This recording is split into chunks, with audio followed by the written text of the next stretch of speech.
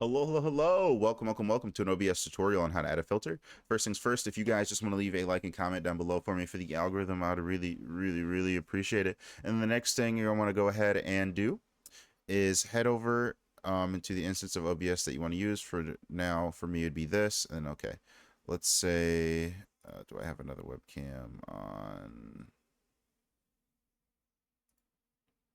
I shouldn't, so that should potentially work.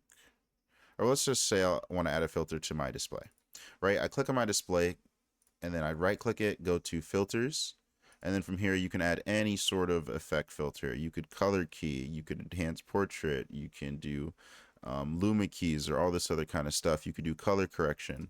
And so you can like change the gamma and all sorts of different stuff of your video. I was going to do it with my webcam, because it makes a little bit more sense to do it like that, but I guess it would work like this in case you wanted your stream to kind of be sort of spiced up, and then you can also change it back to the defaults and all that other kind of good stuff. If you guys have any questions, comments, or concerns, make sure to put them down below. But other than that, it's been a OBS tutorial. Thank you guys so much for watching. Have a wonderful day.